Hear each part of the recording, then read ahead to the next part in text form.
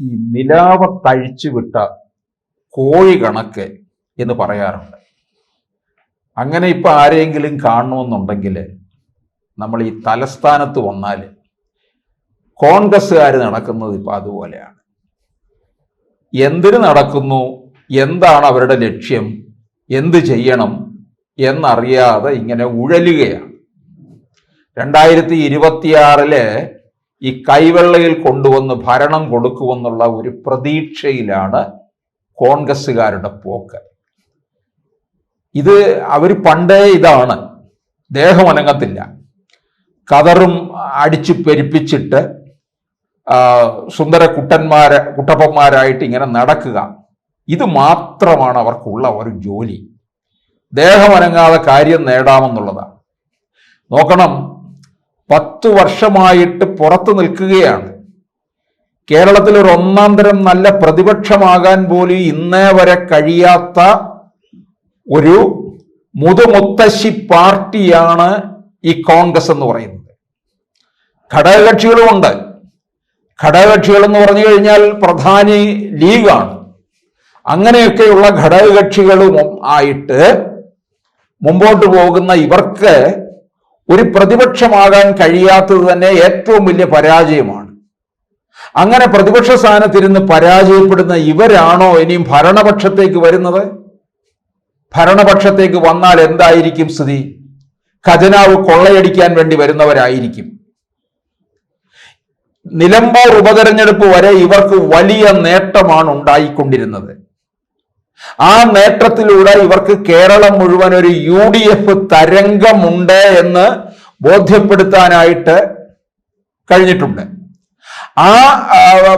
അങ്ങനെ ബോധ്യപ്പെടുത്തുമ്പോൾ അത് കേരളത്തില് ഒരു അനുകൂലമാക്കി മാറ്റിയെടുക്കാൻ ഇവർക്ക് എന്തുകൊണ്ട് കഴിയാതെ വന്നു എന്നുള്ളതാണ് അറിയേണ്ടത്. അപ്പോൾ അത്തരത്തില് ഇവർക്ക് ഘടകകക്ഷികളെ സംബന്ധിച്ചിടത്തോളം അവർക്ക് ഇനിയും അധികാരമില്ലാതിരിക്കാൻ പറ്റില്ല എന്നുള്ളതാണ്. 2026 സംഭവിക്കാൻ പോകുന്നത് കേരള രാഷ്ട്രീയത്തിൽ ഇന്നേ വരെ ഉണ്ടാകാത്ത സംഭവ വികാസങ്ങളായിരിക്കും. രാഷ്ട്രീയ സമവാക്യങ്ങൾ പുതുതായിട്ട് രൂപം കൊള്ളും. കോൺഗ്രസ്സുകാരെ സംബന്ധിച്ചിടത്തോളം അവരിപ്പോൾ അവരുടെ പാർട്ടിക്കകത്ത് സദാചാര പ്രശ്നങ്ങൾ നേരിട്ടപ്പോൾ ആ സദാചാര പ്രശ്നങ്ങളെ അതുപോലെ തന്നെ തിരികെയും ഉണ്ടല്ലോ. CPM-ലും നിരനിരയായിട്ട് നിൽക്കുകയാണ്.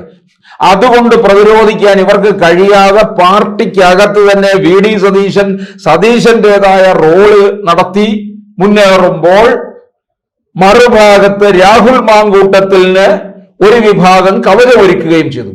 അങ്ങനെ കോൺഗ്രസിന് അകത്തുള്ള കലഹമാണ് ഇപ്പോൾ നടക്കുന്നത്. ഇതിനിടയ്ക്ക് കൂടിയാണ് കുറെ പേര് മുഖ്യമന്ത്രി കുപ്പായവും തുന്നിയിരിക്കുന്നത്. അതുകൊണ്ടാണ് ഹൈക്കമാൻഡ് ഇപ്പോൾ പറഞ്ഞിരിക്കുന്നു, ആരും മുഖ്യമന്ത്രി കുപ്പായം തയ്ച്ചു നിൽക്കണ്ട. ആരായിരിക്കും മുഖ്യമന്ത്രി എന്നുള്ളത് ആ സമയത്ത് ആലോചിക്കും. ആരെയും മുഖ്യമന്ത്രി സ്ഥാനത്തേക്ക് ഉയർത്തി കാണിച്ചുകൊണ്ട് തെരഞ്ഞെടുപ്പിനെ അഭിമുഖീകരിക്കുന്നില്ല. 2021 ഇതേ രീതിയായിരുന്നു, ആ രീതി തന്നെ അവലംബിക്കുമെന്ന്. അപ്പോൾ കാര്യം മനസ്സിലായില്ലേ? ഇവർക്ക് അധികാരത്തിൽ വരാൻ സാധിക്കില്ല എന്നുള്ളത് ഉറപ്പാണ്. മുഖ്യമന്ത്രിയെ അന്നേരം തീർച്ചപ്പെടുത്തുമെന്ന്. അന്നേരം തീർച്ചപ്പെടുത്തിയാലും ഇവർക്ക് അധികാരത്തിൽ വരാൻ കഴിയില്ല എന്നുള്ളത് അവർക്ക് മനസ്സിലാക്കാൻ കഴിയുന്നില്ല.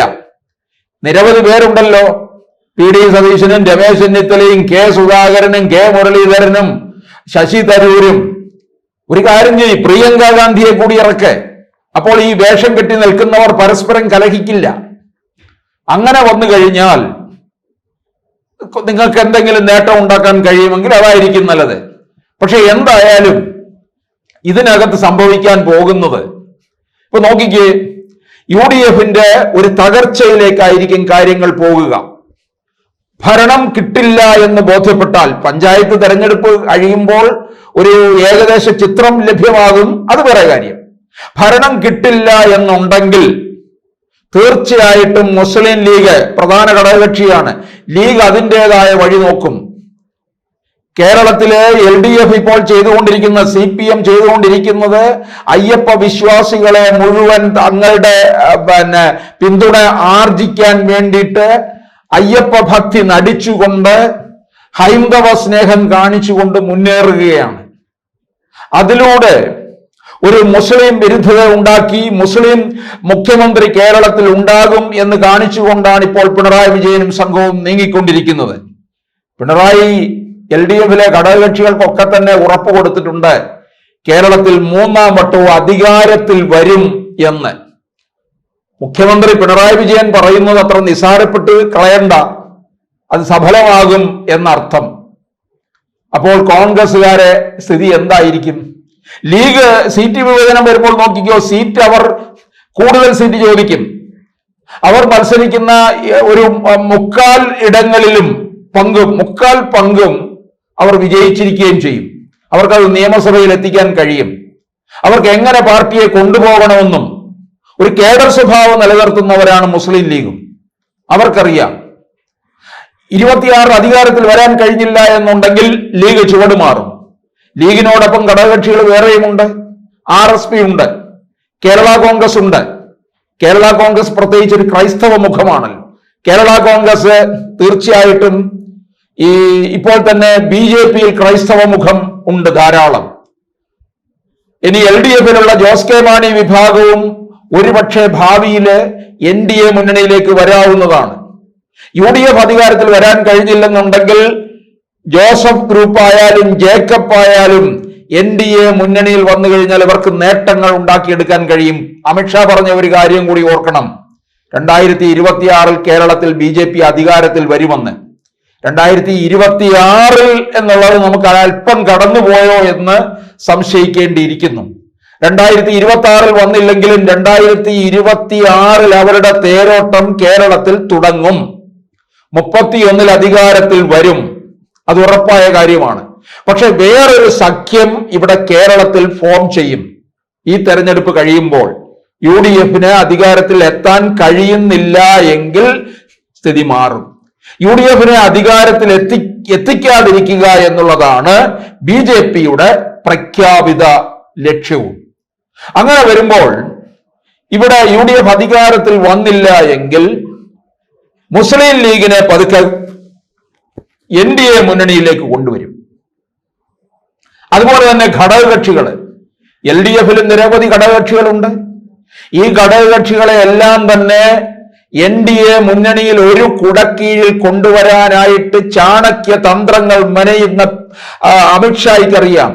അമിത്ഷാ 26 അധികാരത്തിൽ വരുമെന്ന് പറഞ്ഞതിന്റെ പിന്നിൽ ഇങ്ങനെയും ചില കാര്യങ്ങളുണ്ട്. കേരള കോൺഗ്രസുകളൊക്കെ തന്നെ അതൃപ്തരായി നിൽക്കുന്നുണ്ട് 2 മുന്നണികളിലും. അവരെ ഉൾപ്പെടെ ഇങ്ങോട്ടേക്ക് കൊണ്ടുവന്നു കഴിഞ്ഞാൽ അത് കേരള രാഷ്ട്രീയത്തിനകത്തൊരു വലിയ മാറ്റമായിരിക്കും സംഭവിക്കുക. കശ്മീരിൽ എന്താണ് നമ്മൾ കണ്ടത്? BJP-യുടെ ഭരണം PDP-യുമായിട്ട് ചേർന്നുണ്ടായില്ലേ? അതുപോലെ തന്നെ ഇപ്പൊ മുസ്ലിം ലീഗ് കുഞ്ഞാലിക്കുട്ടിക്ക് മുഖ്യമന്ത്രിയാകാൻ LDF-ലോ UDF-ലോ നിന്നാൽ കഴിയുമോ? ഒരിക്കലുമില്ല. UDF അധികാരത്തിൽ വന്നാൽ മുസ്ലിം ലീഗ് അവരോടൊപ്പം നിൽക്കുകയാണെന്നുണ്ടെങ്കിൽ ഒരു ഉപമുഖ്യമന്ത്രിയാകും, 5 മന്ത്രിമാരും കാണും. ഉപമുഖ്യമന്ത്രി എന്നുള്ളത് ഉറപ്പാണ്. ഇതിനപ്പുറം പോയില്ലല്ലോ. മുഹമ്മദ് കോയ 59 ദിവസം മുഖ്യമന്ത്രിയായിരുന്നു. അത് അന്നത്തെ പ്രത്യേക ഒരു രാഷ്ട്രീയ സാഹചര്യത്തില്. ഇത് വേറൊരു തരത്തിലൊരു മുന്നണി രൂപം കൊള്ളുമ്പോൾ കുഞ്ഞാലിക്കുട്ടി മുഖ്യമന്ത്രിയായാൽ എന്തായിരിക്കും സംഭവിക്കുക? അങ്ങനെ സംഭവിച്ചുകൂടായികയൊന്നുമില്ലല്ലോ. മുസ്ലിം ലീഗ് നമ്മൾ ശ്രദ്ധിച്ചോണം, BJP-ക്കെതിരെയോ നരേന്ദ്രമോദിക്കെതിരെയോ അമിത്ഷായ്ക്കെതിരെയോ എന്തെങ്കിലും വാഗ്ധോരണി നടത്താറുണ്ടോ? പ്രസ്താവനയോ മറുപ്രസ്താവനയോ ആയിട്ട് രംഗത്ത് വരാറുണ്ടോ? ഇല്ല. അവരെപ്പോഴും അവരുടേതായ രീതിയിൽ സംയമനം പാലിച്ചുകൊണ്ട് കാര്യങ്ങൾ നിരീക്ഷിച്ചുകൊണ്ട് മുമ്പോട്ട് പോവുകയാണ് ചെയ്യുന്നത്. അവർക്കറിയാം ഏത് രീതിയിൽ നിൽക്കണം എന്നുള്ളത്. അല്ലാതെ മറ്റു പാർട്ടിക്കാരെ പോലെ പ്രസ്താവനയും മറുപ്രസ്താവനയും ഇറക്കി രാഷ്ട്രീയ രംഗം കലുഷിതമാക്കുകയല്ല. രാഷ്ട്രീയത്തിൽ കാര്യങ്ങൾ മാറി മാറി മറിയും എന്നും ലീഗിനറിയാം. പണ്ട് കരുണാകരൻ പറഞ്ഞതുപോലെ രാഷ്ട്രീയത്തിൽ 2 കൂട്ടുമ്പോൾ എപ്പോഴും 4 ആകണമെന്നില്ല, അത് കൂടിയും കുറഞ്ഞും വരാം. അതാണ് രാഷ്ട്രീയം എന്ന് പറഞ്ഞതുപോലെ ഈ ചെറിയ പാർട്ടികളൊക്കെ മുന്നണികളും മാറി മാറി വരാം. മുസ്ലിം ലീഗ് ഡൽഹിയിൽ ഒരു പാർട്ടിക്ക് ഒരു ഓഫീസ് പണിതല്ലോ. എന്തിനു വേണ്ടി? നമ്മളതെല്ലാം കൂട്ടി വായിക്കണം. ഡൽഹിയിലെ മുസ്ലിം ലീഗിന്റെ ഓഫീസ് തുറന്നപ്പോഴും ഞങ്ങൾ വീഡിയോയിൽ പറഞ്ഞതാണ്, ഇത് ലീഗിന്റെ നോട്ടം മറ്റു ചില ബന്ധങ്ങളിലേക്ക് പോകാനുള്ള ശ്രമം തന്നെയാണ്. ആ ശ്രമമായിരിക്കും കേരളത്തിൽ വിജയിക്കാൻ പോകുന്നത്. കോൺഗ്രസിന്റെ തകർച്ചയിലേക്കും ഘടകകക്ഷികളെല്ലാം എങ്ങോട്ട് പോകുന്നുള്ളതും നമുക്ക് കാത്തിരുന്ന് കാണാം.